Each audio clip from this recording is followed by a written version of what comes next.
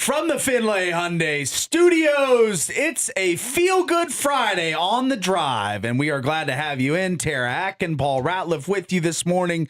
No Double D as he's out in Mesa, Arizona. How about that, Tara? Oh, yeah. Helping out going to see his daughter play soccer in one of the bigger tournaments for her. So yeah, it's a big one. Supporting Reese out there, being a good dad today, and I like that. I like when family comes first, and it always does for the Double D. So It will be me and you today for the listeners, and we thought no better than to jump into the local coverage from last night first.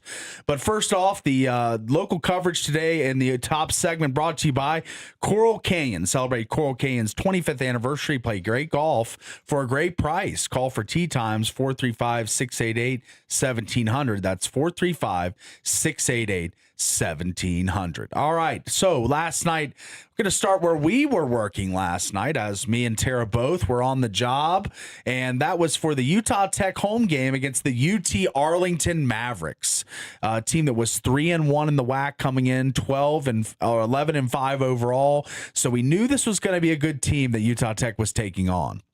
And, you know, they had some players that I remembered from last year when UT Arlington played Utah Tech. Rayshawn Seamster, he was an all-WAC preseason selection, had a great year last year. He led the Mavericks in scoring with 14. And long story short, the Utah Tech Trailblazers, they come so close. It was close. It was so close. And that's the devastating part.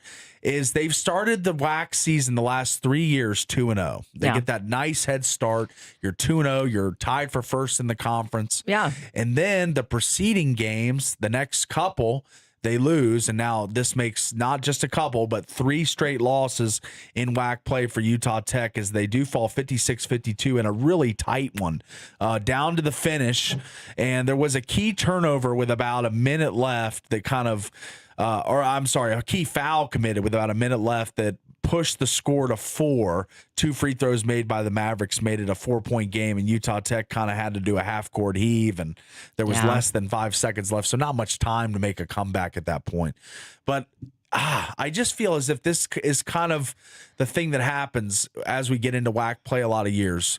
The last 3 years specifically for Utah Tech basketball is they start off so hot, and there's so much, there's a hope, there's optimism, there's belief in the team. Right. And then they go on one of these skids, and it kind of brings everything back down to earth a bit.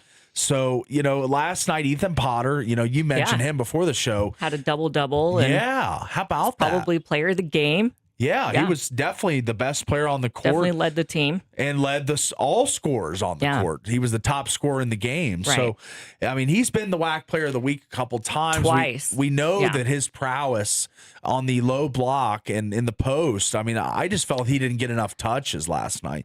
Just the way he was shooting 7 of 13, that's, better than 50% from the field. And you're just willing and waiting for your opportunity to get the ball down low because he was having his way with whoever was on him. So I thought that was a mismatch that Utah Tech could have kind of taken advantage of, but they didn't do enough of it in the second half. And me and Caden talked about the keys to the game in the second half and getting out and running, the fast break points. And they were getting some of those baskets on the run and at the hoop and transition and getting out and running. Noah Belonga had a tough shooting night, but he was a really good defensive stopper, causing a lot of steals. So I thought that they were going to claw their way back in, and they did because they only scored 18 points at halftime. That's got to be the lowest output of the season. Both teams were really low at halftime, though. It was just a low-scoring game. We were kind of joking, like the high school games are going to game's probably going to score more. Yeah, that's right. That's a good point. Then Arlington and Utah Tech combined at the half. It was 27-18 at halftime. So yes, that is your typical Region 9 low-scoring first half in high school basketball. But, it seemed like me and Caden said a few times, it seemed like there was a lid on the hoop. They just could not get anything to go down. Yeah. And it was Chance. It was Juice. It was, it was Ethan Potter having a little bit of struggles from the outside. He took a couple threes. So the three-point shooting last night was the big Achilles heel for this team. It was. Belonga had one of the only made three-pointers 1 of 15. He had the only made three-pointer. Yeah. So yes, like you said, it was horrible. Shooting from the You're three. a math wizard, right? Yeah. You got your degree in mathematics. Right. Yeah. So what is 1 of 15 percentage-wise? Can you rough math that? Horrible. Oh, that's like less than 10%. Oh, yeah. Yeah. Yeah, almost 5%. Almost 5%. Yeah. So that is not what you want and we talked about it during the broadcast. Utah Tech, in their 9 wins this season, they've shot better than 40% from the field, and they've led at half. They did neither of those things in this game last night. So tough output for the Trailblazers. They fall to 9-10, 2-3 overall in the WAC. So when you take a glance at the standings now, Utah Valley 4-1, UT Arlington 4-1, Cal Baptist 3-3. Tarleton State is the first team that is tied with Utah Tech at 2-3. Oh, 2-3. There's 3 teams at 2-3 over in the WAC, but Abilene Christian, who Utah Tech beat, and Tarleton State have better overall records. So right now, Utah Tech is the 6th team out of 7 in the WAC. So they've fallen pretty far. So Coach Judkins and the team got to get rallied up, got to get ready for their next matchup, which will be this Saturday. Tomorrow night, yeah. And we'll have it here on the Fan. That'll be Tarleton State, the Texans, coming into the Burns Arena, 7 p.m. Mountain Time tip on the Fan and ESPN Plus. Rod Zundel will have the TV call. Caden and Ben Lindquist will have the radio call on the Fan. So that's kind of your glance at Utah Tech last night and into the weekend. A tough loss last night, but a big chance. Tarleton, a good team ahead of you in the standings. Maybe a chance to bump up a couple spots with a big win this weekend, but gonna have to shoot better than 1 of 15 from 3-point. Yeah. I mean, that is a killer. That was bad. With as many shots, and basketball has really evolved. So I'm 32, and I've been around for a while watching hoops and watched a lot of different eras of hoops. I've seen Michael Jordan on the Wizards. I'm not too young to have seen Michael Jordan still play in the NBA. Right. So I've seen the mid-range game be a huge part in the 80s. Then the layups and dunks for me, in the 90s. It was taking it to the net, basket. like charging and going in and like you said, going to the basket, taking it in. And now you don't see that. It's more like from down deep, dude. Because I think it's analytics has kind of taken over all of sports. And, it has, yeah. And you don't have to be an analytics genius to know that 3 is more than 2, but the degree of difficulty for a 3-point shot, they got to measure that analytically. Like, would you rather take a layup for 2 and have a 80% chance to make it, or take a 3 with a 40% chance to make it? Yeah. So there's a numbers game and a crunching that goes into coaching now that's unlike any other era of sports with technology that's come into sports now. So, oh, man. But anytime you shoot 1 of 15, you're not going to win. No. With how important the 3-point shot is in today's college basketball, you're not going to win many, if any, games if you shoot 1 of 15. Exactly. So I am hoping for a bounce-back effort this weekend. Tomorrow, Tarleton State, 7 p.m. Mountain Time on ESPN Plus and the Fan 99.5 FM. Yeah. All right, let's jump over to the high school as we've got quite the we had one thriller last night in Region 9 hoops. It was an exciting game, yeah. And we were getting score updates all during the Utah Tech game. Yes. And at halftime, so this was Pineview and Dixie. Yes. And at halftime, Pineview was leading 31-24 over Dixie. Mm-hmm. And so then they came back, started the 4th period, Pineview 44, Dixie 42. So it's they're chipping away. Oh, yeah, it's just so close. Then we finally get like the final score, and Dixie won 60-52 over Pineview. Oh, yeah. What a comeback that was for Dixie, the Flyers. Yeah. Yeah, it was insane. Asher Spence led the Flyers with 22 points. And, of course, Jaylani Ojegba leading the Pineview Panthers with 20 points.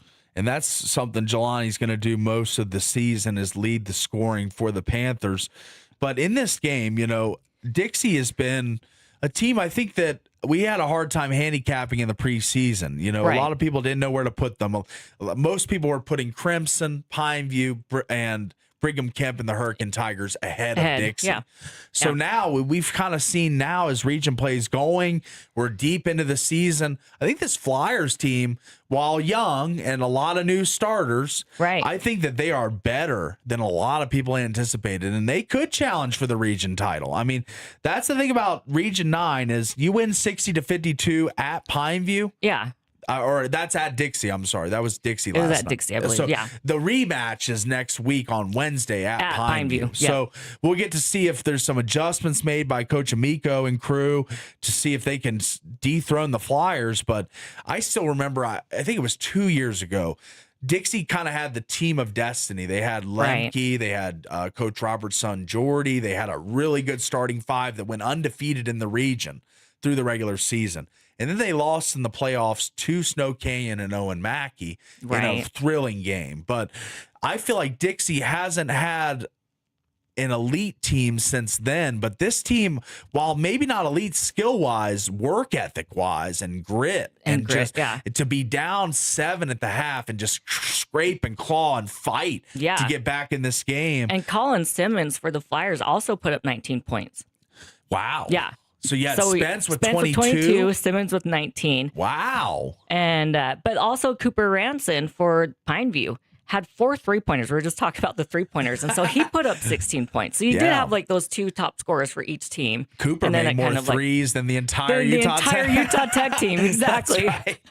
But 60-52 was the final in our only Region 9 game of the night between Dixie, who now moves to 12-4, and Pineview drops to 12-5. So those are your records. And as we look, Devin loves the RPI. Yeah. I don't think it's updated yet, though. It's not updated, no. I don't believe. So I'm looking at the Deseret rankings, which they don't update those as quickly either. So those are still kind of status quo as well. We'll probably get an update come Monday. Yeah. So we will give you the newest RPI updates and where the region teams stand as far as the RPI goes and the Deseret rankings come Monday. We'll get a quick update on high school basketball and where the teams in our region stand going into the stretch run of the season into the playoffs.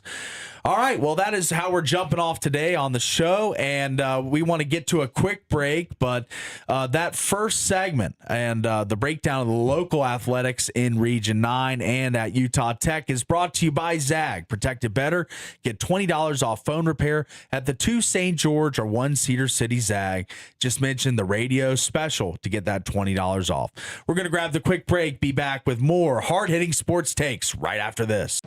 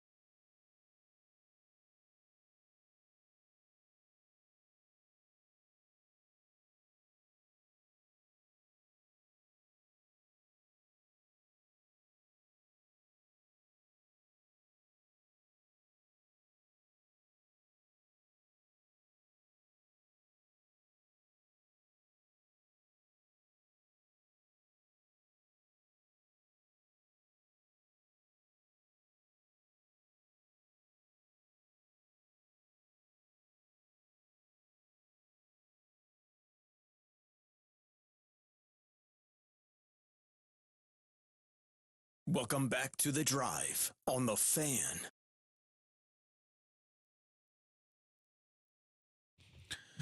Back live here from the Finlay Hyundai Studios. Another edition of The Drive on a feel-good Friday, and can't wait to continue on with our content here as we've got a lot of good stuff to get into. But first off, this segment is brought to you by St. George Tin Shop. Make your vehicle look good, feel cooler, and protect your ride. Book your tint today. Just call 435-704-8657 or Google St. George Tin Shop today.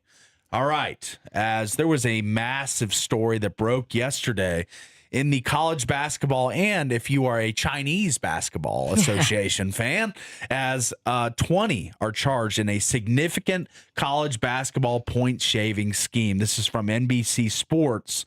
They say point shaving isn't a thing or isn't new in college basketball. Henry Hill did it years ago. As if you've seen Goodfellas, you know who Henry Hill is. Exactly. And, they pulled off the Boston College point shaving scandal way back in the 80s. But we haven't heard of another point shaving scandal of this size in college basketball really since then, since the 1980s. Right. So on Thursday, the federal government charged 20 men in a point shaving scheme involving 39 college basketball players with 17 Division I teams via David Purdom of ESPN.com. 15 of the defendants played college basketball in the 23-24 season and or the 24-25 season. The other 5 defendants were described as, quote, fixers. Yeah. So let's go ahead, and Tara's got the names of the schools that were indicted. And these are, not your big name schools, but there is one familiar face in this group. It was surprising. Yeah. Yeah. Let me just name that one right away. Abilene Christian. Yes. One of our WAC schools. A WAC school was involved in this point shaving scandal. And this went on in the 23-24 season just last year. Just last year. And do we know about this year with Abilene Christian that hasn't? The indictment's only for last year, but like you said, who knows? Maybe it's carried on into this year too. Yeah, I'm assuming these fixers want to keep making money. Right. They want to keep corrupting games. Yeah. I'm not saying Abilene's doing it this year, but documented they were doing it last year. Right. Yeah, and that's the thing. So because these are all smaller schools. I'll read the schools really quick. So we've got Abilene Christian, we've got Alabama State, Buffalo, Coppin State, DePaul, Eastern Michigan, Fordham, Kennesaw State, LaSalle. LaSalle, yeah. Sorry, New Orleans, Nicholls State, North Carolina A&T, Northwestern State, Robert Morris, St. Louis, Southern Miss, and Tulane. So the allegations are saying that they took bribes between $10,000 to $30,000 to intentionally compromise games for sports betting. Yes. So these are smaller schools. Players probably aren't getting as much NIL money. Correct. It's not BYU and Texas Tech or Arizona, whatever. So how far has this carried on? Because this is just barely coming out. And so I think there's going to be more fallout coming from this. I think there is as well. And you identified the teams. Now let's identify the teams, maybe some schools that were affected, the bigger name schools. So Butler, a Big East team, St. John's, a Big East team who both played DePaul, who you mentioned in the indicted teams. Right. Georgetown, another Big East team. These are big brands. So Georgetown, St. John's, and Butler are all, they play on FS1 Fox. They got a big TV deal. You see these teams on a regularity. So, I mean, I think that the sports betting and the accessibility of the apps like DraftKings, BetMGM, you see a million commercials for FanDuel, every Sunday when you're watching NFL football. NFL and DraftKings are partners now. Caesars and the NFL, BetMGM, they're all partners of the NFL. So, and the NFL probably has the most stringent non-betting policies because it is the biggest league in American sports. Right. And we've seen players get suspended just for betting on games that are not even with them in it. The dude I'd say the MLB too, baseball. I mean, you look at Pete Rose, sure, all of that. Yeah. So I think Like even you said, the NFL and the MLB, I think, are the two strictest. toughest on it. Yeah, and even the Indians closer, that Right. Clase, who was documented. He was throwing, because you can bet, and that's the other problem. You can bet on everything. now. Everything, yeah. You can bet on the speed of a fastball. Right. So Clase was throwing balls under the speed, and he was having people live betting, to throw under the speed, under 91.3 miles an hour or whatever. Right. So yeah. he was dogging that and doing it intentionally, throwing slow pitches. Right. So people could make money. You can even bet there's going to be a streaker.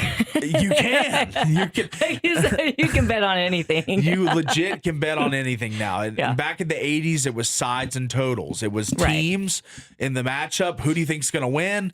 And then do you think the point total will go over or under? Yeah. But now you can bet on a guy to score a touchdown. You Right. can get a bet on a Anytime guy to score touchdown. a first goal. You can bet Right. a guy to score a first basket. Yeah. You can do anything to get action on a game now. Yeah. And I honestly think, as someone who does bet from time to time, I enjoy it, but I think it will ruin sports if they don't rein this in. Rein it in. Yeah. Because it is an issue. It's an issue with the players wanting a little skin in the game. You even heard about this Kayshawn Booty, who came out. He had a gambling addiction. Right. Said every day I would wake up and bet, check Really? my phone, see if I won. If I didn't, I'd keep betting. Oh, wow. And the Patriots team gave him help. They got him help, the help he Right. needed, and he's not betting anymore. And it's good, because if you're in the NFL and betting, you're probably cooked as your playing You're lucky career. you weren't Pete Rose, because you would have been banned and never eligible for Hall of Fame or anything till after you died, maybe. Finally, Yeah, that's Pete right. Rose is in there. They but put Pete in after he died, which is a big travesty. I know. But, so But yes, this problem is widespread in all sports. We saw the NBA came down with the Chauncey Billups and the legal poker games, and then we saw the Terry Rozier stuff, where he was kind of trying to affect the integrity of games. Right. So I feel like ever since sports betting has gone widespread, it's gone mainstream. And Utah's different, but most states in the United States, you can bet within state lines on your phone. Right. You don't have to go to a casino, drive to a casino, go to a sports book, get a paper ticket, go back to the casino, cash the ticket, get the money, go home. Right. Now, you place a bet on your phone, you win, they instantly wire the money to your account. Yeah. It takes less than, and that is so instant gratification that I think that it's causing problems. People are seeing the easy money instead of, like, for an NBA player like Terry Rozier, you're a multimillionaire. Right. You're trying to throw away your whole career for $40,000. Like some of these college kids, 10 to 30,000, like you said. Right. I mean, that's not much in the grand scheme of life. I might be right now. If it you're is not right now for these smaller players that aren't getting paid millions in NIL money or whatever. I get it. But it's still not okay. I'm saying.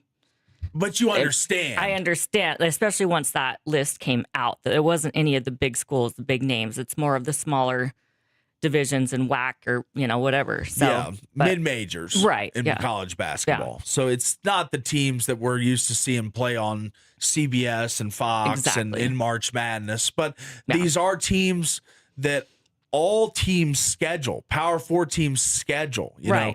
So, we're talking about games where top teams, top flight elite teams are playing in Alabama State or an Abilene Christian or a Coppin State or a DePaul.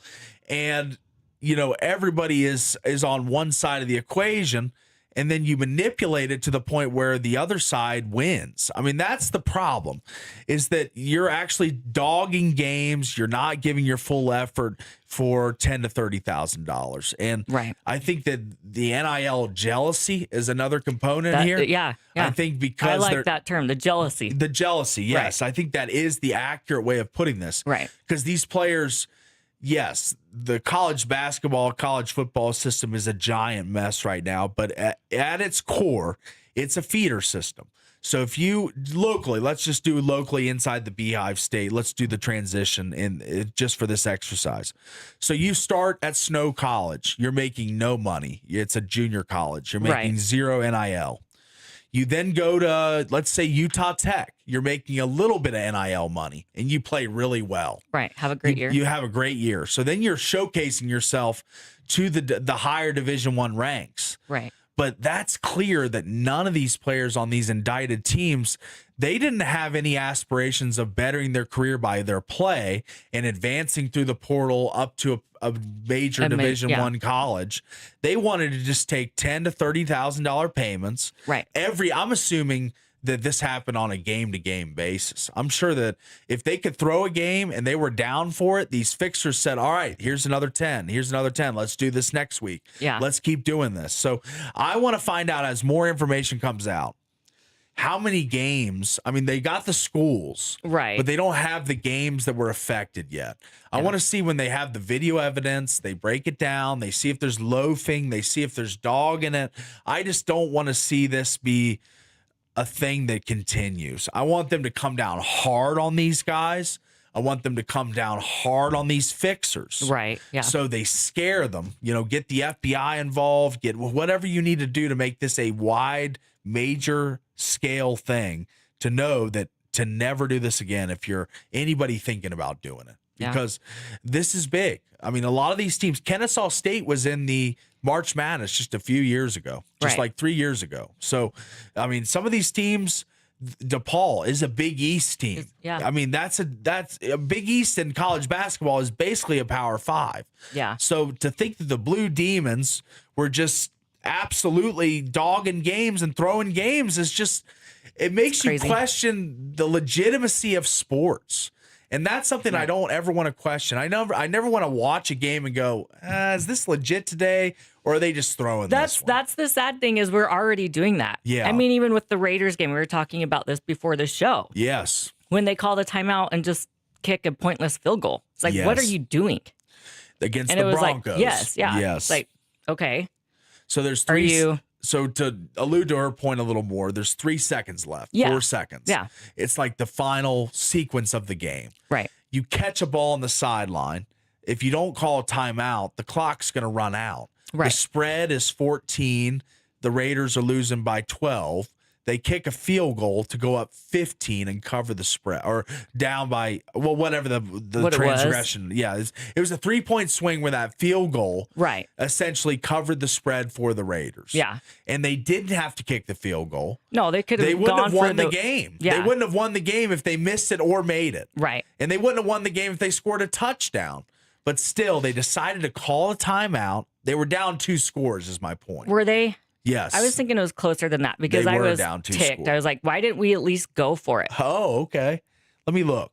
I want to make sure, just so we know. That's why it was so suspicious, because it was like, we could have at least gone for the touchdown. Yeah.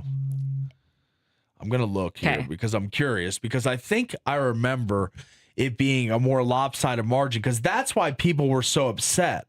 Is they were down too many points to come back, and they just decided to kick a meaningless field goal. So I'm not able to find it on demand here, unfortunately. So but that sequence. But it was suspicious. It was definitely suspicious, and there was a lot of Twitter police were out. Everyone was out posting videos of it. We saw it the next day in studio. Oh yeah, it was like everyone saw this. Everyone knows something fishy's going on here. Right. And there was more instances of that. There's a Twitter account called Why the NFL is Rigged, and it just posts videos of different sequences of teams covering the spread in the final moments. Yeah. And it happens in more games than you would know.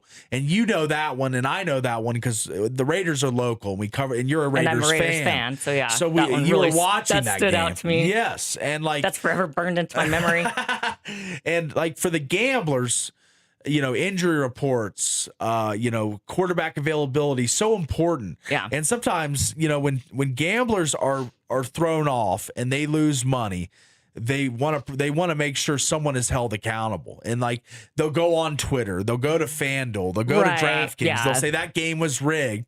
And so it's not always legit, but yeah. It's not always legit, but at the end of the day, we're seeing that it's affecting. That's the sad thing, it's still there. And that's so what we're I'm wondering saying about it. Yeah. Is, sitting down to watch a game in 2035. Right. If this keeps getting worse and worse and more widespread. Yeah. in 2035, we're going to sit down on the couch and say, I don't know if I want to watch this game because I don't know if they're really playing as hard Right. today. Yeah. They might just be fixing this one. Let's wait to the playoffs when things are a little more in control and Exactly. more legitimate results. But how legitimate are the playoffs if teams are throwing games and stuff? Like, it just makes the whole realm of sports like questionable and not legitimate. Yeah, I agree with that. I wholeheartedly agree with that because you gotta honestly think to yourself, if they're doing this at the smaller levels, when is it going to move up to the big times? Right. You know, pro sports, high Division I college basketball, Yeah. 1A football. You know, like when is money going to take over and ruin everything? That's what I'm saying. Is that there's too many jobs, too many livelihoods at stake to do stuff like this. Yeah. And now 20 are indicted federally, and multiple teams, players, coaches. I think a lot of people are going to go down for this. But if you're just joining us on Thursday, the federal government charged 20 men in a point shaving scheme involving 39 basketball players with 17 Division I teams. 15 of the defendants played college basketball in the 23-24 season and or the 24-25 seasons. The 5 other defendants were described as fixers. And I want to recall, like, for anyone that goes way back, you know, UNLV back in the 80s was a factory for talent. Larry Johnson, most notable player, of course, went on to have an illustrious NBA career. And Tark the Shark was not shy to paying players. I don't think he was, and I don't think that he ever was about bringing in talent. He was just wanting to win basketball games. Right. So, but to think that UNLV in that iconic picture, and if you want to, and I'm trying to find it so we can put it on the stream, is there's a hot tub picture. Oh, Where there's like 4 UNLV players in the tub with the fixer. They call them literally the fixer, as I'm trying to get his name here. Jerry Tarkanian's Richard the Fixer Perry. Oh, wow. So they had I don't think I can find it on Twitter, so we're not going to be able to get on the stream. But yes, that's what this reminds me of. Just players like it's not an actual thing that's happened yet, but visually in my mind, I can just see Kennesaw State players in a hot tub with some shady guy offering them $20,000-$30,000 to fix a game. The Fixer. Yes, I mean, just talking about their business dealings, talking about what games they want to throw, looking at the schedule. Like this is a really well documented thing to pull something off like this. Yeah. And now they're all federally indicted and getting in big trouble. So crime doesn't pay, is what I always say, and especially ruining our sports, ruining If you can't do the time, don't do the crime. Exactly. And they're all going to be doing some major time for this. All right. So that is the college football or college basketball scandal that's going on right now. Widespread, 17 schools, 20 men indicted federally. All right. We're going to take a quick break, come back with top tweets to round out the hour right after this.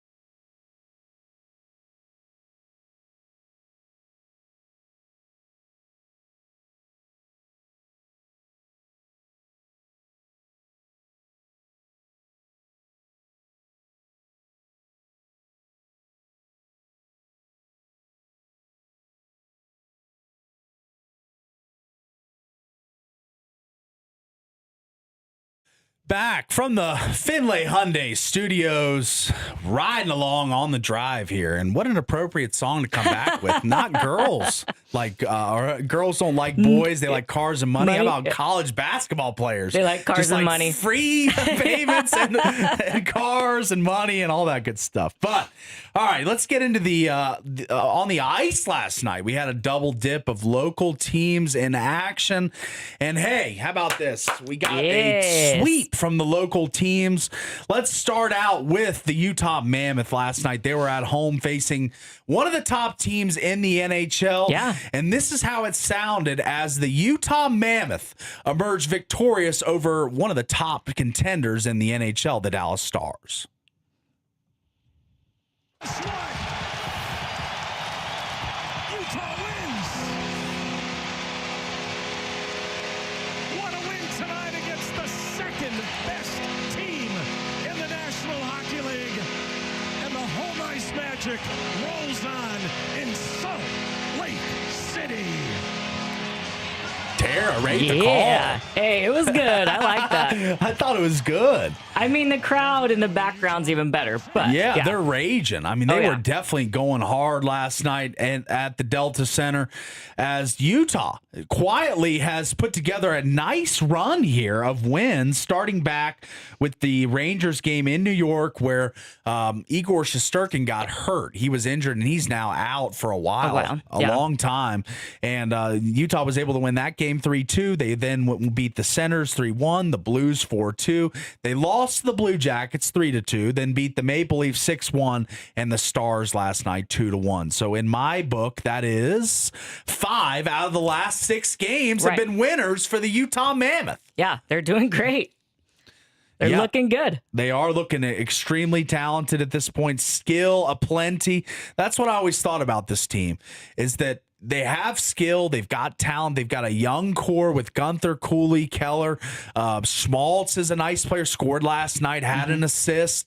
So this team is currently sitting, as we look at the standings. They're number 1 in the wild card right now. They are. Yes. Okay. Number 1 in the wild card. Well, love to see that, as they have vaulted up multiple spots. They were kind of down in the wild card standings before the 6-game run or 5-game run. Right. And now firmly in the playoff picture. So that is something that we heard all about it in the offseason. This was playoffs or bust. This was the season that Utah breaks in to the Stanley Cup playoffs. And in the beginning of the year, when they started off with that hot start, they were like 8-0-1 or 7-0-1, and you thought, okay, man, this team has the makings of not only a Stanley Cup playoff but team, like a deep run, but maybe a contender. Yeah. But then, the month of December brought some injuries and some lackluster play. Yeah. And they kind of slipped a little bit to 20. Now they sit at 24, 20, and 4. Yeah. They're 4th in the Central. Right. But the Central is made up of some of the best teams in the NHL. So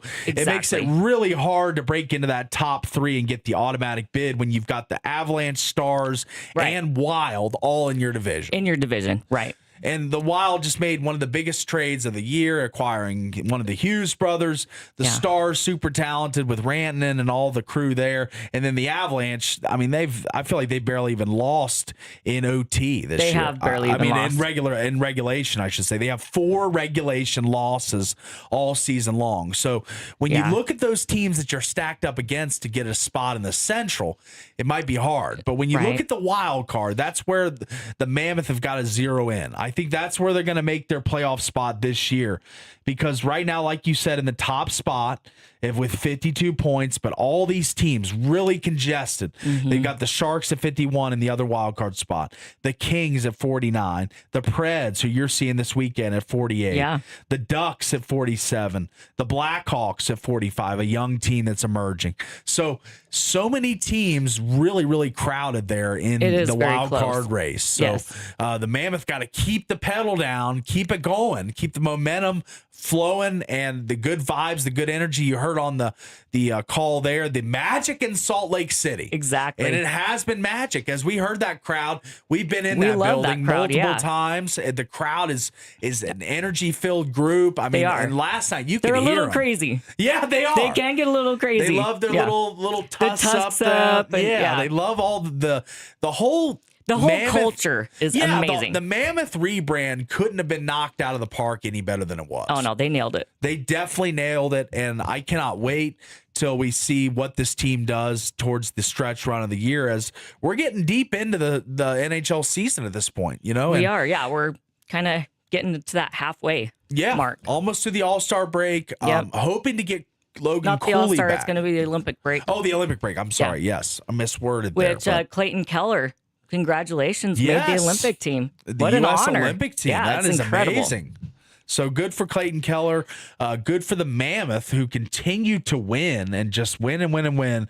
5 out of their last 6, all on home ice. It's been a great home stand for this Mammoth team. All right. And then as we transition, another team that's in a little bit of an easier division race in the Pacific with 58 points. They own the top spot in the Pacific after last night's win. That's the Vegas Golden Knights. Yeah. As we had quite the sequence to break this one open for them. Tomas Hertl with 7 seconds left tied the game to send it to overtime. And then we get into overtime, and the Knights are what I call a team built for 3-on-3 OT. They got a lot of speed. They got Shea Theodore, they got Jack Eichel, and they got Mitch Marner. You can trot those 3 out, and that makes it really tough for anyone to defend you. And we saw last night, number 9 find his way behind the defense to score the game winner for the Golden Knights. Race back the other way. Riley's got a step. Here's Theodore, gets it off. That shot off the side of the net. Coming late. Here's Eichel. The backhand. He scores! Jack Eichel has won it for Vegas in overtime. And there it was, as Eichel sends the home crowd home happy, I should say, as he spent some time out for a little bit, but already finding his way back into the score sheet. Before he got hurt, he was really one of the top players in the NHL point production wise. Now 17 goals, 38 assists, 55 total points with a plus minus of plus 10. And that is Mr. Jack Eichel, as he found at the back of the net last night to give the Golden Knights the decisive golden goal to win the game. And now, as we take a look at the Knights, I said they were number 1 in the Pacific Division, but if they were jockeying, for a wild card spot, they would be at the top, albeit with 58 points, but still. The Pacific Division is a huge hack for the Knights right now. The Oilers having a down year, Kraken in that 3rd spot in the Pacific as well for that playoff spot. But yes, 58, 54, 51, the point totals for the 3 Pacific Division leaders. And then for the Central, 74, 63, 61. So quite the gap between the talent and the teams in the Central and Pacific. But good for the Golden Knights that they are in the Pacific. And number 1. They did struggle to start the year. They struggled for a lot of parts throughout the year. Right. They've had goalie issues and, other things going on. But like you said, it seems like they're getting healthy and winning games, finding a way. That's right. You just got to find a way, because in their last 6, the Knights have won 6 in a row. So they are really heating up now. And a huge piece of that has been, we call him Skorofiev, but Dorofiev has been just lights out, scoring goals, making plays and assists. And Marner hasn't produced as much on the goal side, but if you look at his points and his assists, he is still contributing a lot to this team and making an impact. So I think that is good, for Eichel and Marner, Pavel, obviously. Yeah. They're all, contributing. Doing well. Yeah. And Aiden Hill had some amazing saves last night. And he's got to give you more.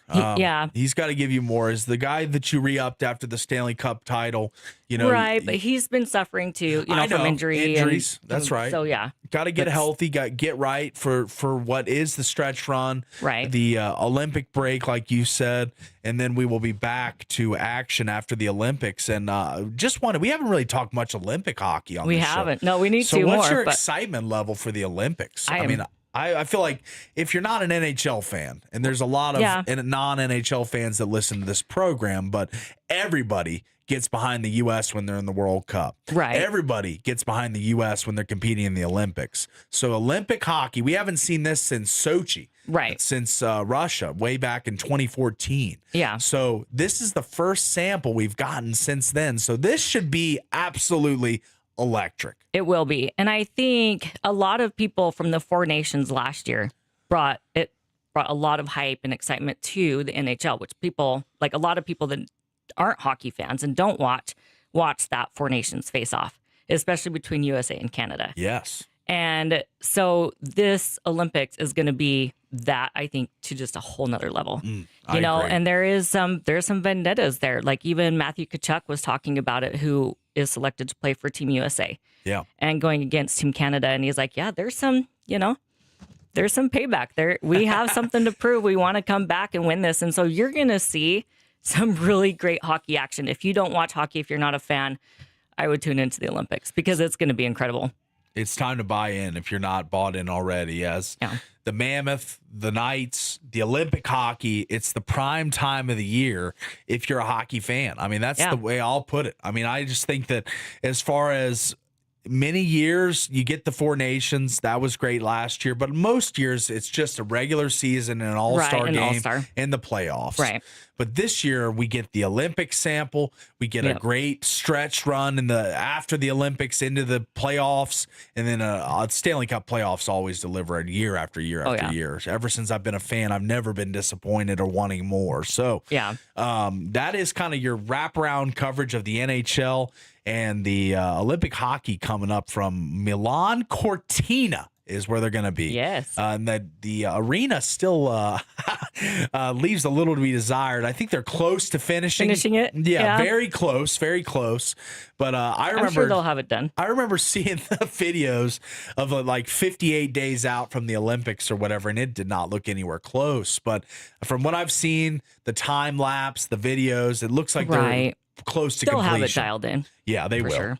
for the Olympics. Yep. So, all right. Well, we got let's touch on the. How about the Mammoths? Spot as far as making the playoffs after having such a tough start to the season. I mean, not start to the season, midway of the season. Mm-hmm. You know, with the injury to Cooley, with and is there any update on that? I haven't seen any update on that. I haven't. It said 4 to 6 weeks, I think. Initially, so it's kind of feeling like it's week to week. Like I keep expecting to see Cooley back on the ice, but I haven't gotten any updates on that. That's a big blow, as we both know. That was like one you of the said. top players on the Mammoth.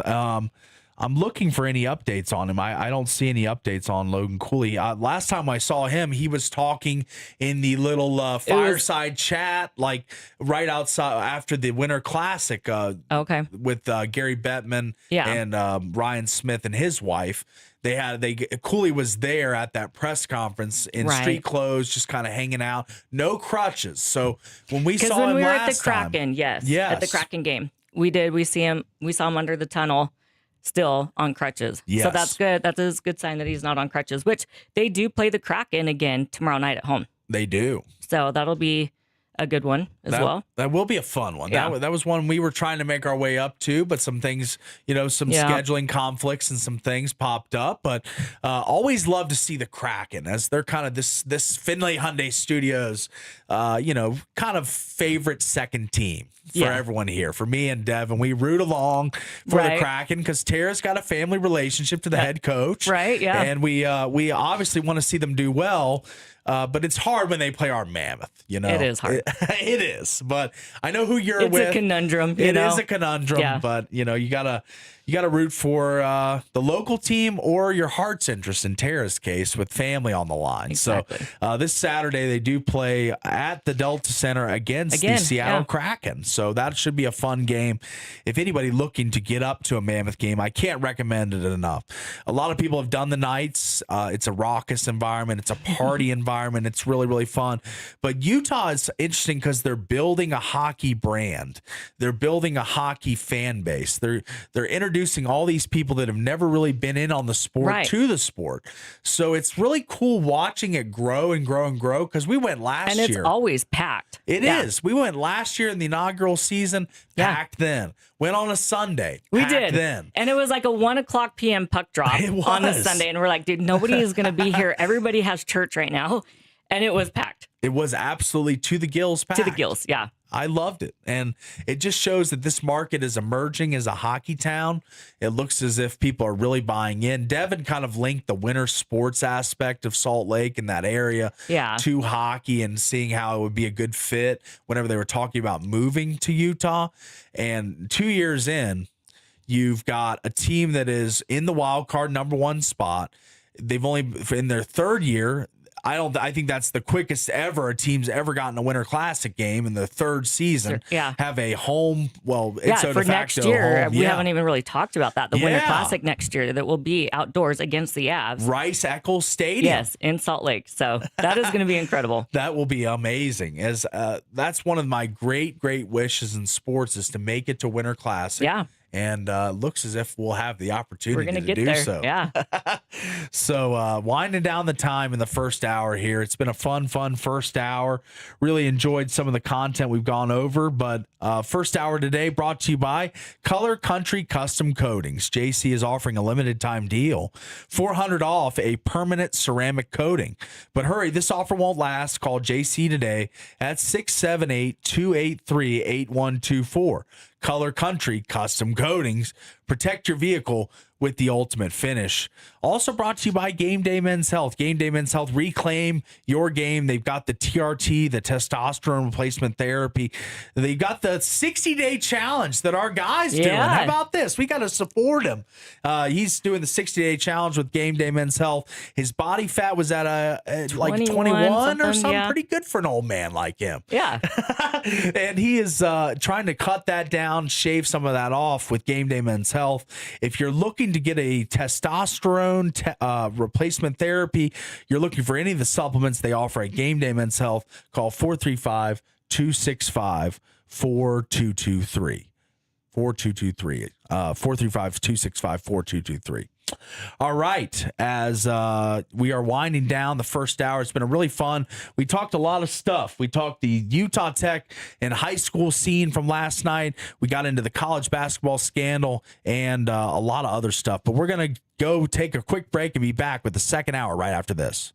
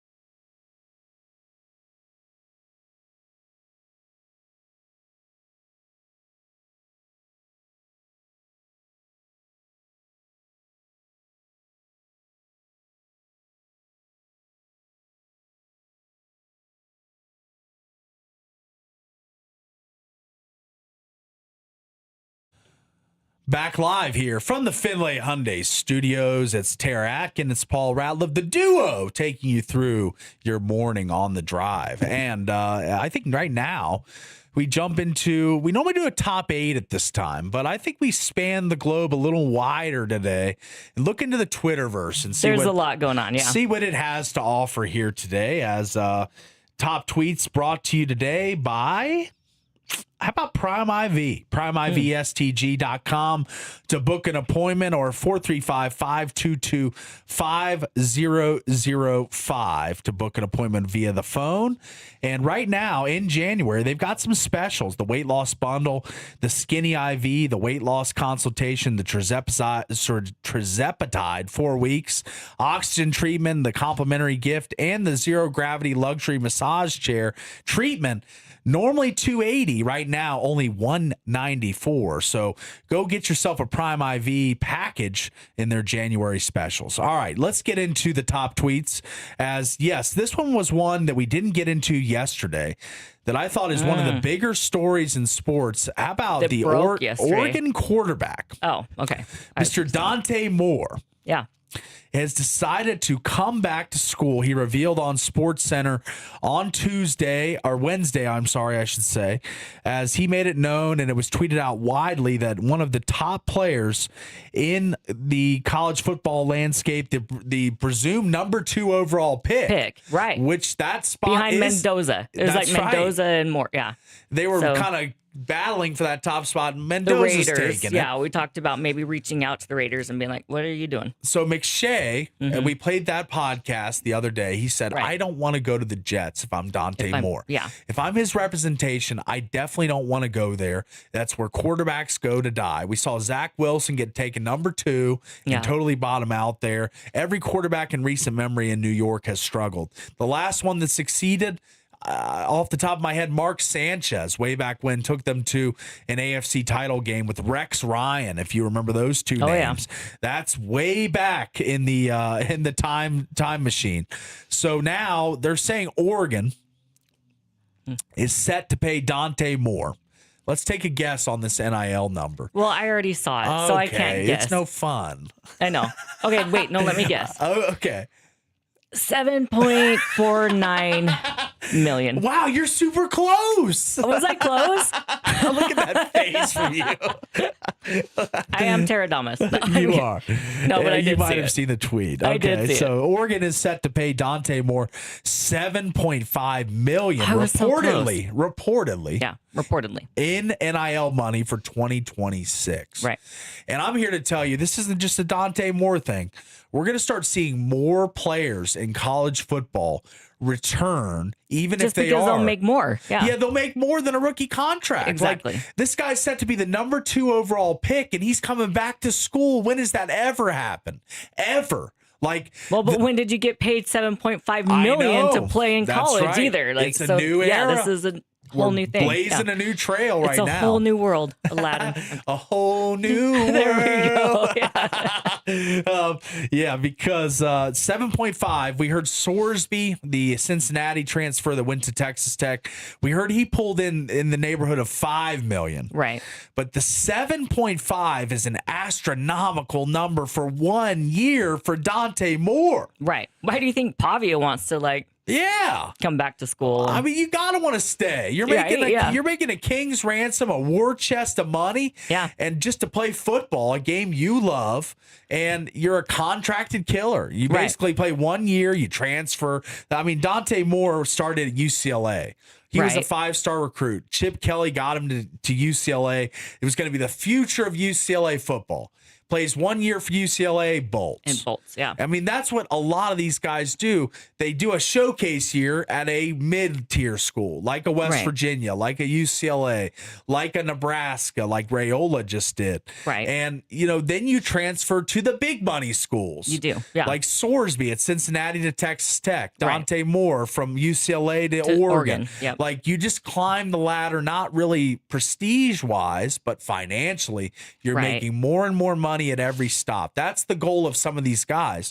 And I was talking to some friends at the gym yesterday, and I had a friend, a dude that said, if I had a son, I'd do the same thing. I'd tell him, go in the portal every year, get the highest amount of money you can, and just keep doing that over and over to set yourself up financially for years to come. But I mean, wasn't college sports about the jersey? It was. About the program, about your teammates, about the culture. And that's the problem. And Coach Judkins for Utah Tech basketball kind of hit on this, that it used to be it was like, student athlete, emphasis on student, right? Yes. And so it was about going and getting your college paid for, getting that degree.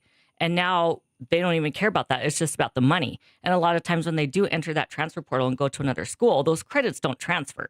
So a lot of these players are just going, making the money, never getting a degree. And it's like, okay, I mean, that might take you so far, but how long until that money runs out once you're out of college? Yeah. And you don't have anything to fall back on too. So it's like, it's a whole conundrum. It's just like a whole mess, I think, in my opinion. Oh, I agree with your opinion. I agree with your opinion wholeheartedly. I mean, I think it is a giant mess. Yeah. And it's causing a lot of players to question if they're good enough. Like I think a lot of high school recruits, because we cover the high school scene, football, basketball, baseball pretty heavily, some of the girls sports as well. And it seems as if high school players are being put aside now. Yeah. You're not like if you're a 2026 recruit, right, you're probably not even playing at the school that recruited you, because they're getting junior college and transfer portal guys, and it's just pushing you further and further down the line, down the trough. Yeah. So unless you're an exceptional high school player, which a 4 or 5 star recruit, but there's a ton of 4 and 5 star recruits in the portal right now, because they're not getting playing time, because the coaches, they'll recruit this one kid in October, and they'll find a transfer portal kid in December to replace him. Like that's the problem, is there's no loyalty with the coaches or the players. Everybody's in it for the money right now, and that's the problem. Right. And college sports is becoming pro sports, and Dante Moore. Well, we talked about that too with Dante Moore coming back, because now, what's his name? They went into the transfer portal. Now he's probably going to be sitting on the bench because Raiola. Yeah, sorry, I couldn't come up with that for some reason. But yeah, it's that whole thing. It's like, okay, he took a chance, went over there, but now Moore's going to stay, he's going to be And just kind of sitting there. If you start at Nebraska, that's a Big Ten program. That's pretty good. Raiola could start it at probably 50 other schools or more, but he decided to sit and make the money. So is it really like for the love of the game? It's like, it's the money. Or is it for the Oregon money? Yeah. It's probably for the Oregon money in my estimations. But that tweet came from JetsCastPod at JetsCastPod on Twitter. All right, let's go to the next one here. Let's go to Church Ball, a BYU hoops pod. As Kevin Young was talking about, I didn't even know this about AJ against TCU. Oh, as I think AJ had a really amazing game under the weather, which really got you thinking, how good is this kid, and what is the ceiling for this dude? As I'm going to try and bookmark it again, buddy. Let's hold on. Trying to find it. Is it this? No, hang on. I think that AJ is becoming maybe the best basketball player that has ever played for any team in the state of Utah, in my mind. This is a legitimate one and doneer. This is a guy that, I found it. Oh, you did? Okay. I just bookmarked it.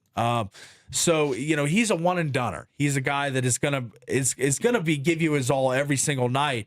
But there's something about the TCU game I wasn't aware of. But AJ was a little under the weather before the game. How about that? And still goes out and scores 25. Here's his head coach Kevin Young on his performance, playing a little sick.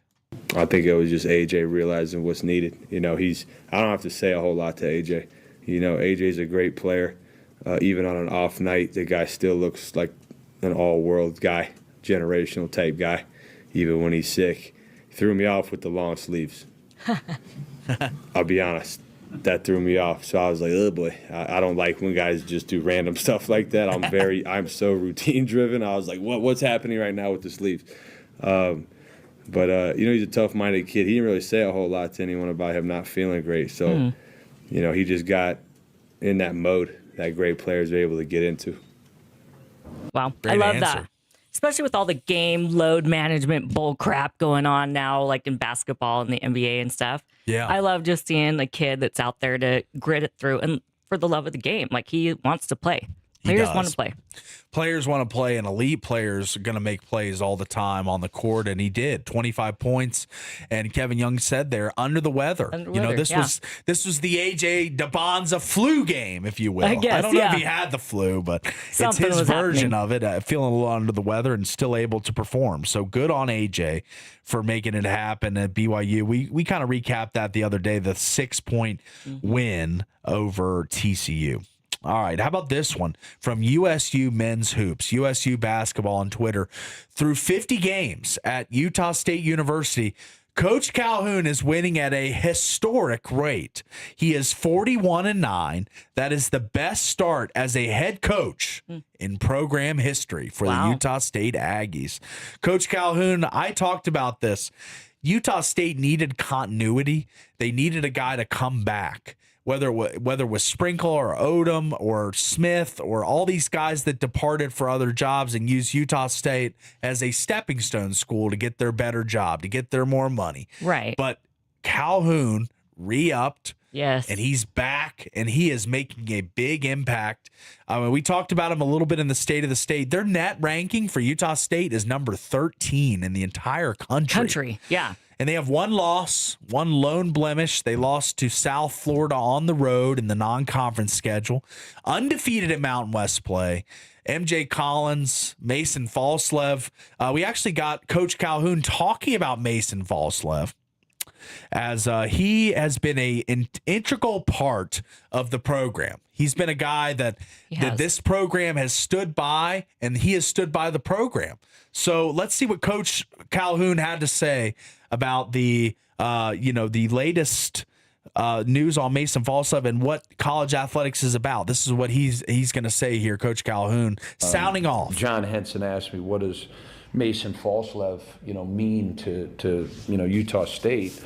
He's really what college athletics is about, right? Back in the day, kids valued wearing the jersey, and the university really meant something, and they grew each year with the fan base. And I'm so proud of our donors, and all the people made sure that we kept him here in town. He deserves to get his number retired. I've said that numerous. Oh. I think we're having internet issues. I think he's on pace to do that, and he's one of the. All right, so makes it tough when it wants to buffer, but it does, yeah. Basically, he's you heard a little snippet of what he had to say there. He deserves to get his number retired. The kid works, and I love him to death. I'm so proud of our donors and all the people that stepped up and made sure we kept him here in town. Right, that was such a big. As weird as it sounds in college sports, you almost got to re-sign guys now. Right. Like you see these Twitter posts. Well, there's no contract, like you said.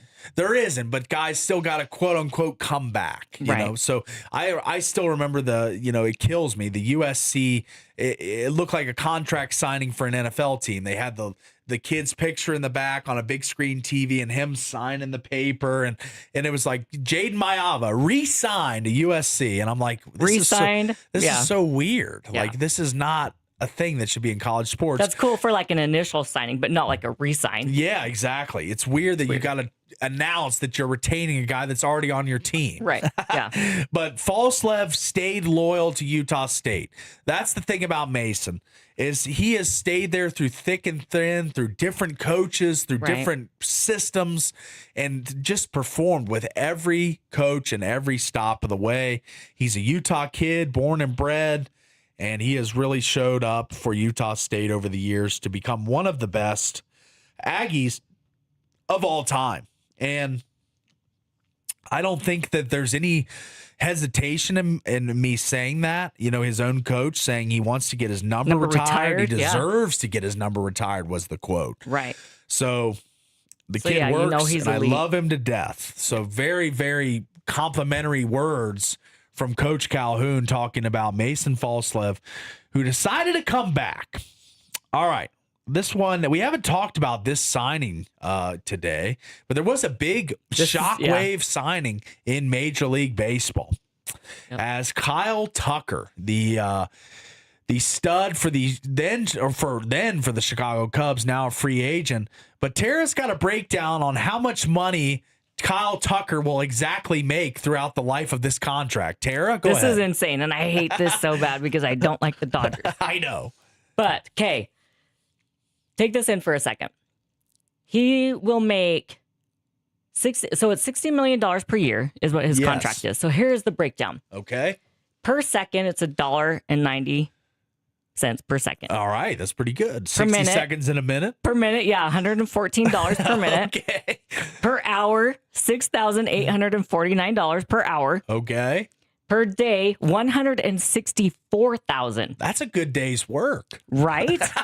Yeah. Per month, $5 million.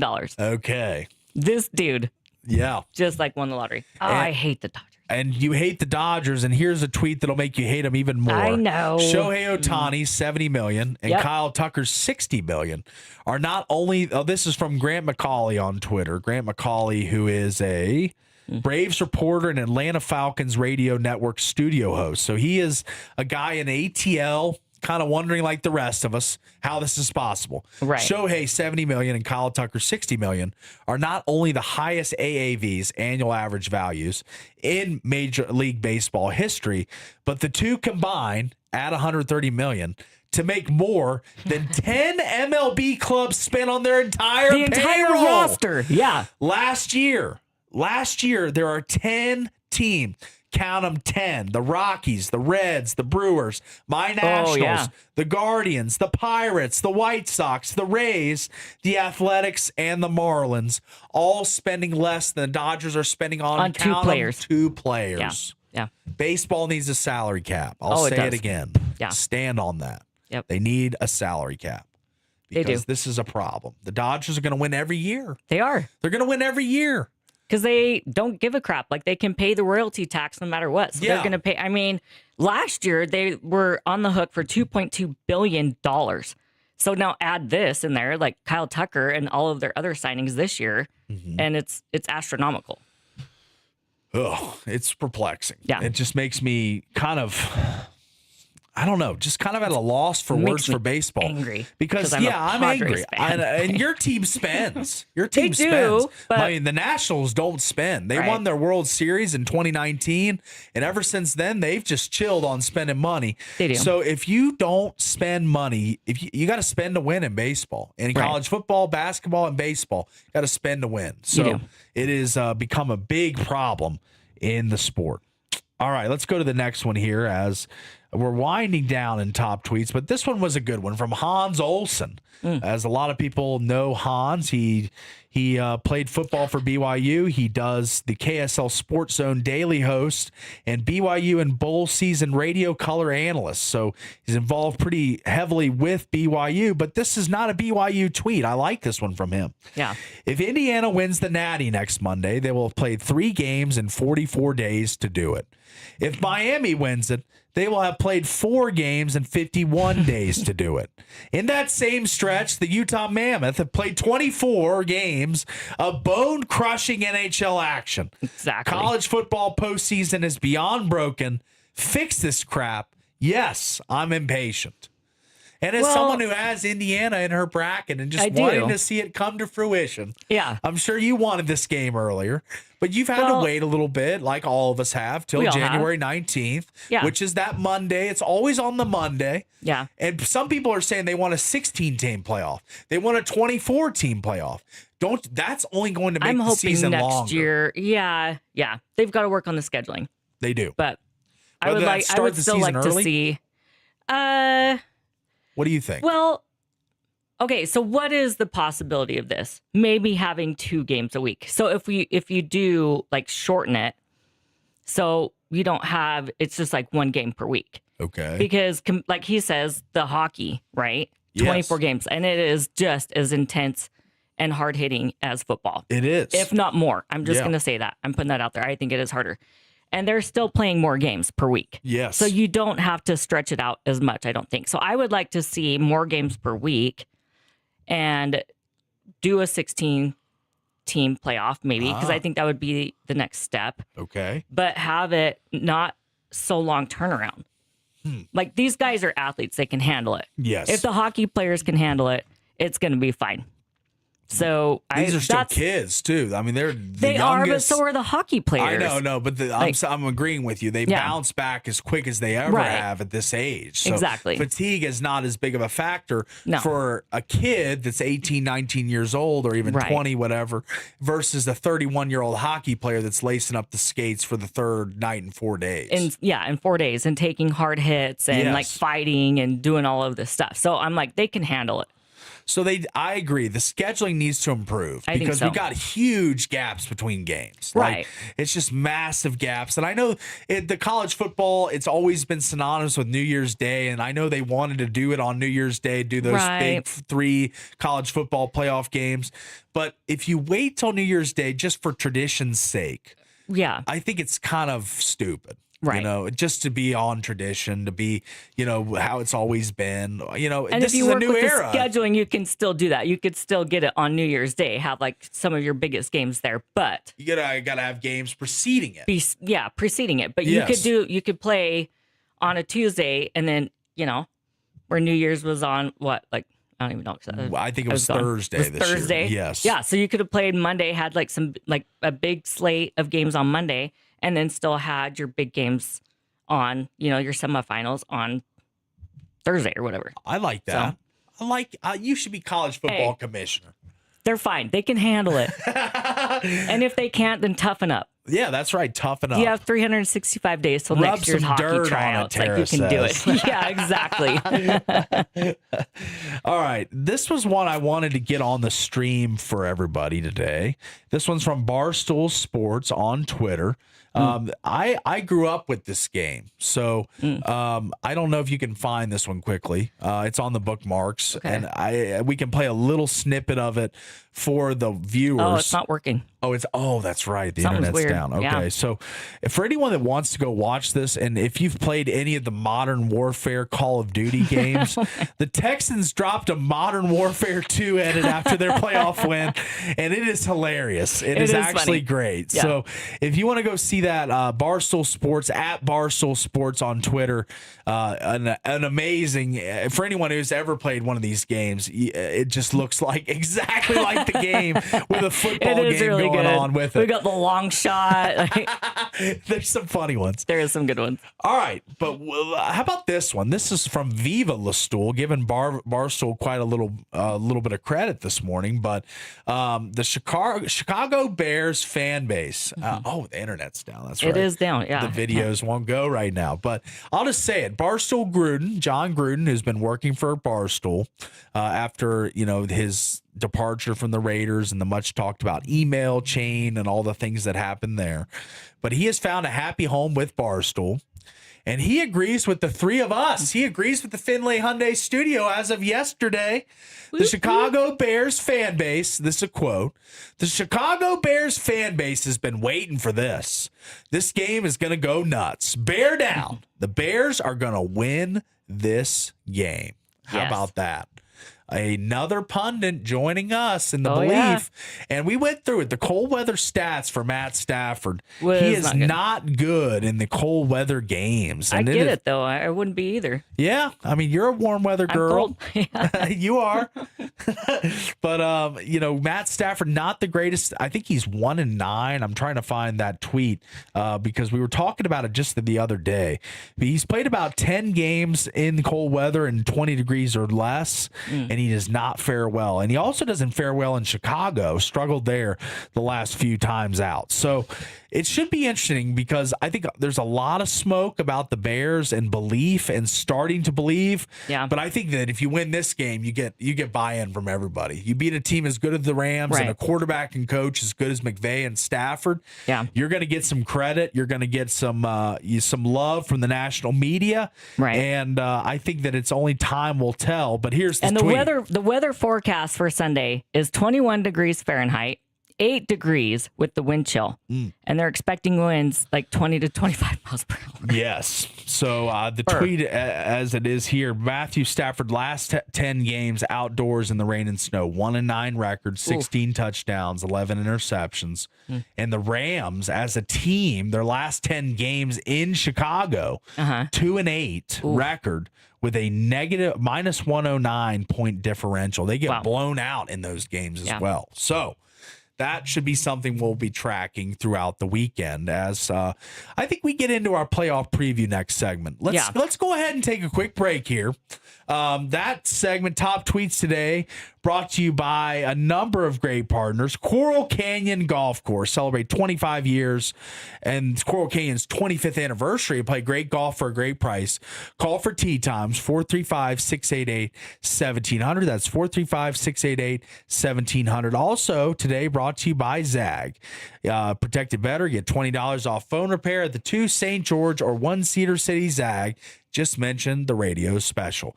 We'll be right back with more hard-hitting sports takes right after this.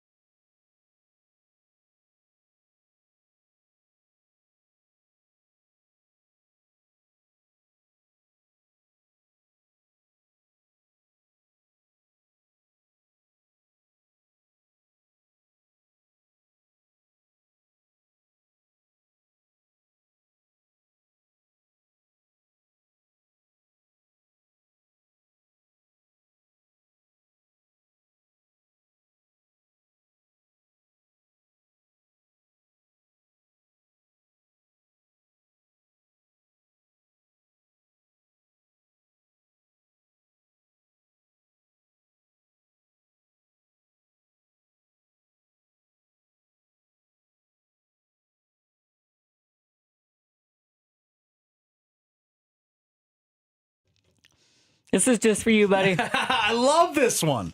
I love this one, and I love who is this segment is brought to you today by. That is Soda Weight Loss. How about this? I have started this full body transformation. I a little bit of pull the curtain back moment here. Earlier this year, I was under 300 pounds. I was around 290-ish, 287.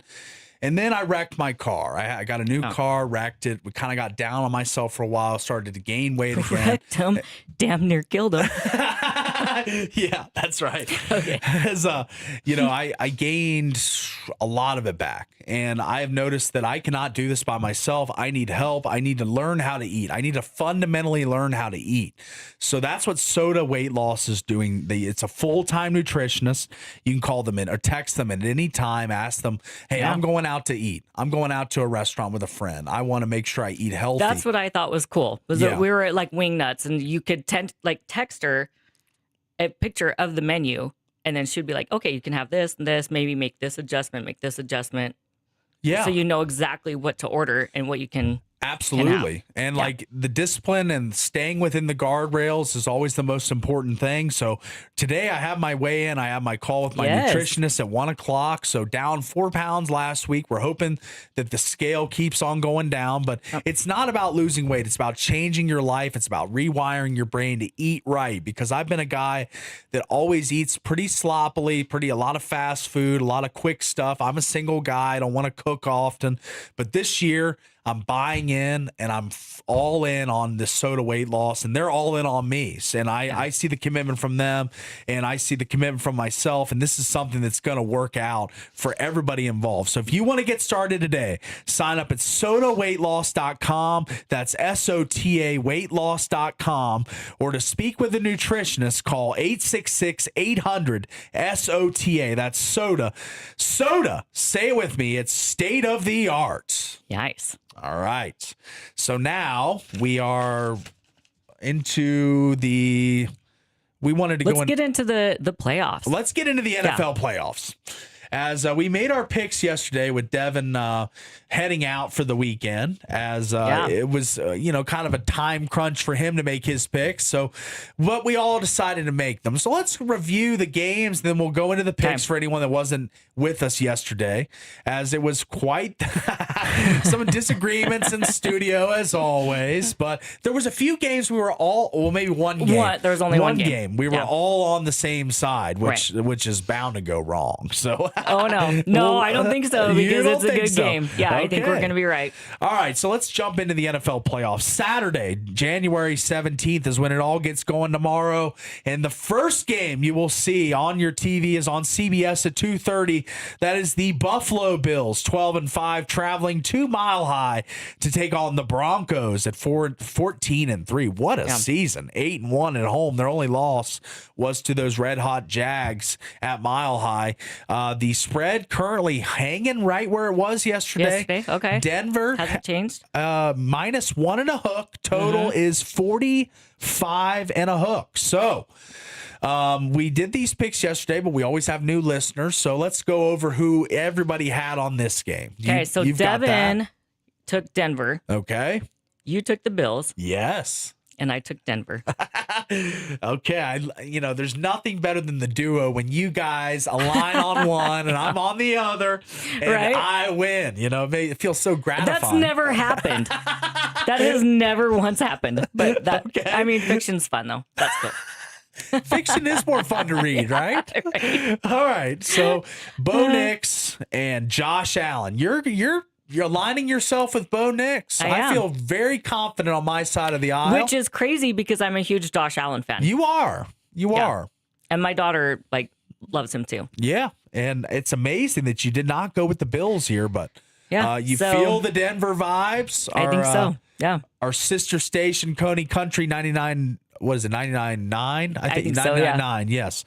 Marty is a big Broncos fan. So he's hoping for a similar result that you and Devin picked this weekend. I'm thinking the opposite. Okay. I think they're calling him the Winter Soldier. Josh Allen, the Winter Soldier. He's going to go into cold weather. He's going to come out with a W. I got the Bills in this one. The injuries to the receiving core, not good for me, but I still think the best player on the field lies with the team I'm picking. I'm going Bills here. You're Broncos. Devin's Broncos. Why are Okay. you Broncos? Just because I think that's who's going to win. Okay, but why? I think Bo Nix, like they've had an incredible season. They have had an incredible and they're season. at home, They Mile are. High. It's that's a tough beat. Okay. All right. So you're not wavering. You're on the No, I'm Broncos through staying and right through. there. Yeah. All right. You're through and through on the Broncos. Not All right. because I'm their fan. Like I don't care, but Okay. that's just who I think is going to win. Yeah, so do I. I mean, I'm on the opposite, but we will find out. We will find out. Well, I'll be talking crap to you guys come Saturday. You won't have to wait till Monday. So, You remember the Niners game last week? Do I need to bring that up? well, let's transition to the Niners let's game go this right. week. Let's just go right into that. Yeah. All right, the Niners are taking on the Seahawks. Seahawks -7 here, big number. I'm gonna go Seahawks win, but the Niners already cover. did. Yeah, Yeah. I did. Yeah. Yeah, I'm saying Seahawks win, Okay. but they win by less than 7. I think it's going to be It is gonna be 28-24. close. Yeah. So, and you are on the other side here. Yeah. And I think I went 24-21, but yeah, I'm taking the Niners. Niners, bang bang Niner even game. with bang bang Niner game. Even with Kittle being out, but I mean they've been hurt all season, Yeah.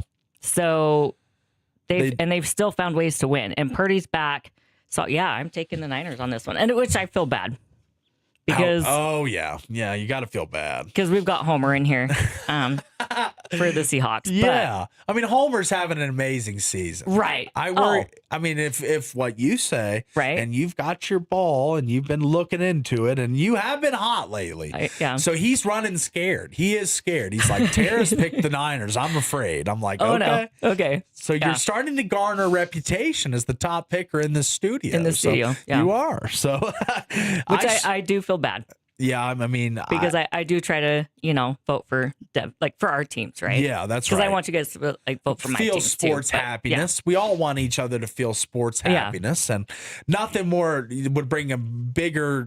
I think he would even tear up if they won the Super Bowl. Devin, even though they have won it before, I think it's just such a big event for him. He's such a big sports fan. Right. I think emotions would overcome that guy. I think any of us, if our team won the oh, Super yeah. Bowl, When the Caps we'd won be the cup, I was crying like a baby. a baby. So you're going Niners. I'm going Seahawks to win, Niners to cover. All Yeah. right, let's go to the next ones here. On Sunday, This we is got the only one we all agreed on. yes. No. I'm going to go to the Texans Patriots first. Oh, okay. So me and you are on the Patriots. Me Yes. and you align on this one. On this one. Devin is the odd man out, going with the Texans. Bad choice, Devin. Yeah, this is one of the tougher ones for me to call. I was almost on This the one Texans was the side. hardest one for me to call. Was it? Yeah. Even as firmly in the Drake May camp as you are. Yeah. It was still tough for you It to was make still this tough. decision. Right. Okay. All right. I like that. But I stand by it. You stand by May in the Patriots. Mm-hmm. I do. May Day, right? Yeah. Mayday. Yep. And it's not Mayday just and May Boo Day. Day and I mean, Travion Henderson has been yeah. amazing in the second half of the season. Yep. Their two-back set with Ramondre and Travion has been really imposing and tough on defenses. But Nico Collins and C.J. Stroud going to have a big game. They are. I think they're going to have to threaten the Patriots through the air because running the football with Woody Marks against this defense, I don't see it. So I'm on the Patriots. Tara's on the Yeah. Patriots. And you guys have been very harsh about the Patriots defense, but last week their defense showed up. They did. So 3 points for yeah, the Chargers. Exactly. Yeah. So I think I'm not scared about that. I Okay. think it's going to be a good game, but All they're right. going to win. Over under in that one is 40.5. So they're expecting a lower scoring game after what we saw last week, 16-3, a very low scoring affair. So, Yeah. and I'll save the best for last. This is the one we're all aligned on. We very rarely find us all on the same Very rarely, side yeah. of the table when picking games, but all three of us in the Rams-Bears matchup taking Bears to win outright. The Bears. How about that? Let's Caleb go. Williams, there's belief in this studio in the Bears. I like Caleb Williams a lot. He is a phenomenal quarterback. That 4th and 8 Oh my throw that he gosh. made that was where he was rolling out and tailing away, and the ball, there's two defenders right here and the Oh, and receivers he, here, yeah, and it threads just the needle, dropped into the bucket. yeah. It was just amazing. Yeah. A lot of Ute fans probably don't love Caleb, because he wrote the F Utah stuff on his nails during I the know. Pac-12 title, but I think he's grown I from think that. he's grown up. Yeah. I think he has. He was just a kid was- then, and it's kind of hard to hold it against him still. still for that, but Right. and he's making a good career for himself in the NFL. I've been really impressed with year 2 of Caleb Williams, Drake May. Yeah. I mean, some of that draft. We've talked about this too. Yes. That quarterback draft is incredible. It's like maybe one of the best of all time. Yeah, I was watching. We've I don't been know if I arguing told about you. that, but- I don't know if I told you guys. I was watching the 84 draft. Was that what it was? There was a 30 for 30 on the draft with Marino, Elway, and Elway. Jim Kelly. Yeah. Those 3 Hall of Fame quarterbacks. There's never really been another quarterback draft with As 3 good as Hall that. of Fame first rounders in it. But I think this with has May, potential. Yeah. with Caleb, Yeah. with Jaden, with Michael Penix, who if he can get right, Yeah. JJ McCarthy, if he can get playing better in his second year, Right. I mean, those guys aren't going to be as big as the first 3, but if you could still get good contributions from those 2, Yeah. with the total glance of all 5 of those guys' careers, we could be looking There's at one of the huge most potential. impactful quarterback draft classes of all time. Yep, exactly. So I agree. crazy to think about. Crazy to think about because Caleb on the season, his numbers good, not great. He would have been the first Bears quarterback to pass for over 4,000 yards if he got there, but he was unable to get there, I believe. I'm trying to make sure. In the regular season, he did not pass for 3,942 Oh, yards. that's close. It's like 60 yards off of being the first Bears quarterback to throw for 4,000. Wow. But still, a good year. 39-42 passing, 27 touchdowns, just 7 interceptions for Caleb Williams. Very good year. Yeah. So we're all on the Bears. The rookie tight end Colston Loveland, one of my favorite guys in that game to be involved. He had over 120 yards in the last time out against the Pack. I just like the group of guys this is. I do And too. Chicago's been a long, struggling town for It sports. has. Really, since Michael And they're Jordan a left. huge sports town too. They are. The Cubbies. I guess you could say the Cubbies breaking the curse. Right. And doing 2000, like what? When It was a while ago. It was a long time ago. Yeah, it was like what, 15 or 16? Something, yeah. I got to make sure on that, but I think it was 15. But so it really, like Michael Jordan left. The Bulls have been bad since. The Cubs broke the curse, but after that they've been so a little, hit or miss, Yeah. right? And the It's not like Blackhawks, the White Sox. the Blackhawks had their run. Yeah. They had their cup run where they won 3 cups. But as of the last 10 years in Chicago sports, Right. it's been kind of a barren a wasteland little bleak. for trophies and winning and success. So it's really cool that the Bears have not been successful since like the 80s. No. I mean, they went to the Super Bowl with Rex Grossman in 2006 and got housed Yeah. by the Indianapolis Colts and Peyton Manning. Right. And that was kind of a luck box Super Bowl. They found their way in. I mean, they shouldn't have even been there, but they got there and then Right. they lost. But it was such a legacy with Ditka and stuff. So, Yes. I mean, everybody still knows like Ditka and the Bears. And so it Yeah. is such a legacy. So it's great to see them finally having some success and back in the playoffs and Oh, stuff. yeah. It's So a heritage it's- franchise of it the is. NFL. I Right. mean, Walter Payton, Yeah. Ditka, Butkus. Right. There's just so many guys you can list off. Lombardi, I Lombardi, mean, we're Singletary. in that, like, yeah. William the Refrigerator That- Perry. Exactly. We're in that kind of like class of sports and expectations. So it's incredible that they're finally back. And it's good that they're back. It's Yeah. great for the city because, Right. I mean, this is a place that loves the Bears. Right. They love them, and I know there's certain markets that are sleeping giants. Washington was one last year that woke up. Right. The fan base woke up. They were selling out the stadium over and over and again. And the Bears fan base has finally woken up. The mediocrity's over. They're in the playoffs. You're a 10+ win team. Like you're not struggling anymore. You found your quarterback. Exactly. That's the biggest quest in the NFL is to find your rookie quarterback. Right. And they found it, and they've got a good team around him, and we're all 3 on the Bears yeah. over the Rams. How about that? Name another show in the country that's all That's taking all the on it. Bears. I can't think of one. I've been watching ESPN, Sports Center, Lot of nobody's Rams not. picks. Yeah, a lot of Rams picks. A So lot of Rams picks. I don't know. We may eat crow on Monday, but we could. I don't think so. But we'll see. It's Yeah. going to be fun. It's going to be fun.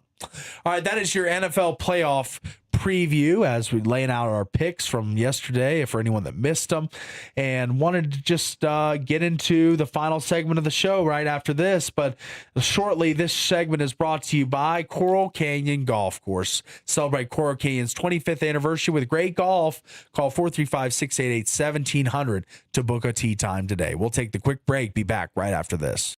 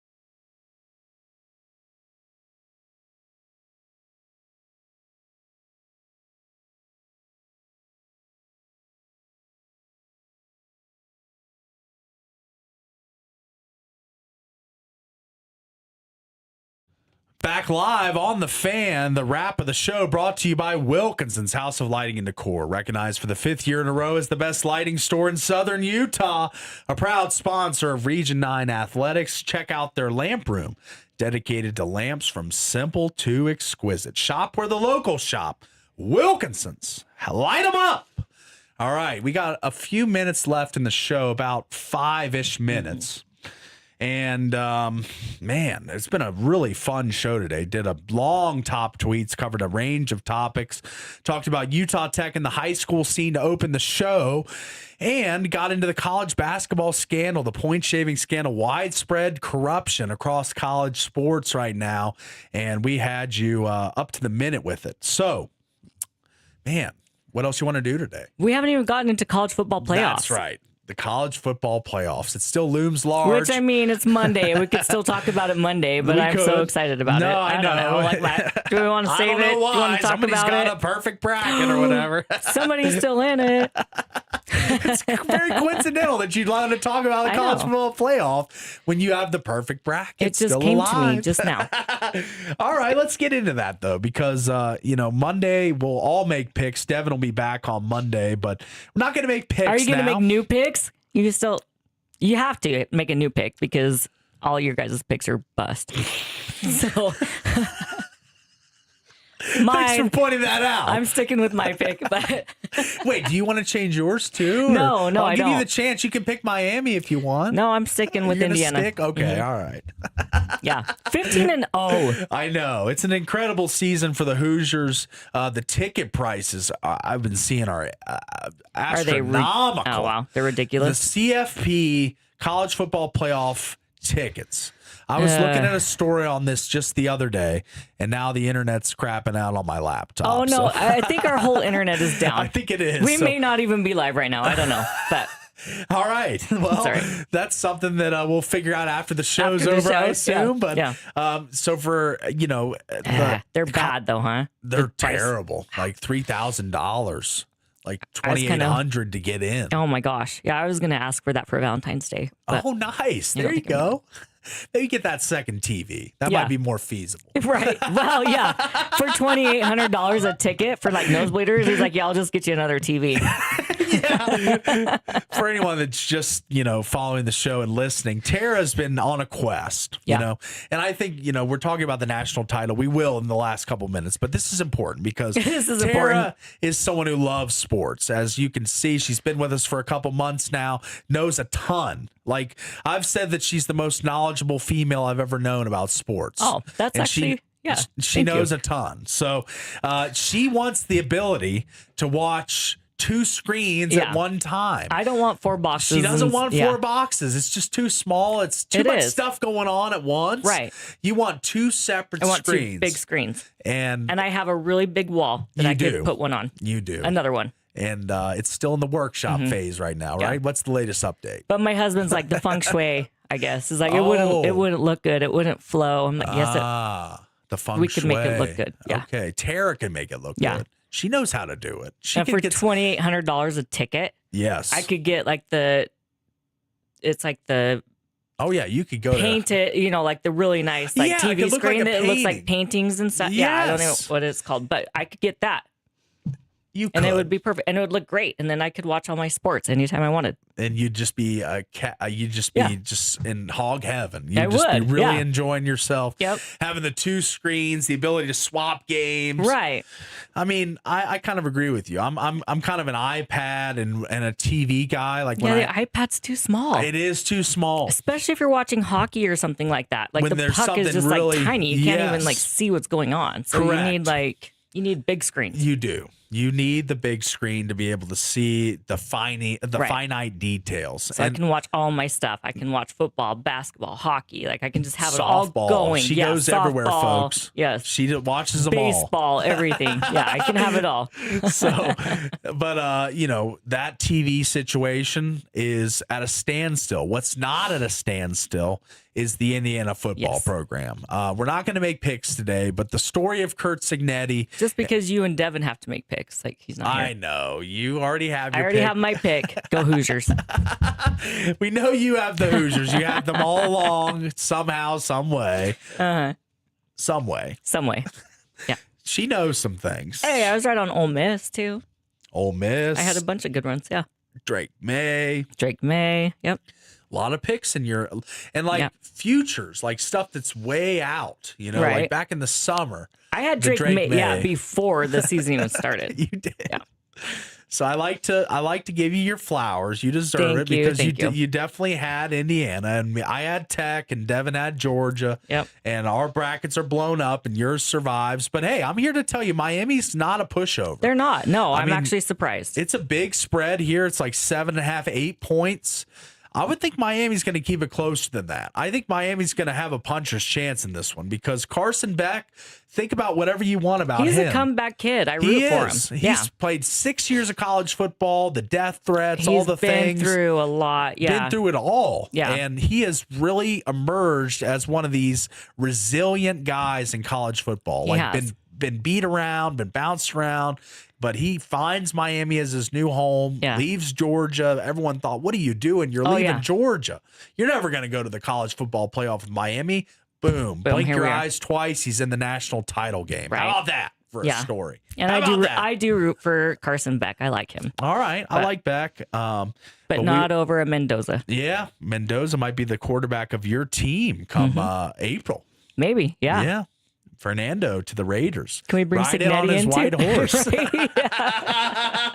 I wish we had that picture. Oh, yeah. We need to weave that in. I need one to of bring these that in. days. Yes, Yeah. we definitely do. So, all right, we're down to a minute in the show here. It's been a really fun one today. Really enjoyed it with Tara. It's we chopped up a lot of different topics today, and you did a great job, buddy. Oh, really thanks. did. All right, and today's show was brought to you by Color Country Custom Coatings. JC is offering a limited time deal. Everyone, $400 off a permanent ceramic coating. But hurry, this offer won't last. Call JC today at 678-283-8124. That's 678-283-8124. Color Country Custom Coatings. Protect your vehicle with the ultimate finish. Also brought to you by Game Day Men's Health. As Game Day Men's Health, 50% off your first month of testosterone replacement therapy. Call today, 435-265-4223. Game Day Men's Health. Reclaim your game. And lastly, Coral Cane Golf Course in 25 years celebrating. We're gone. See ya.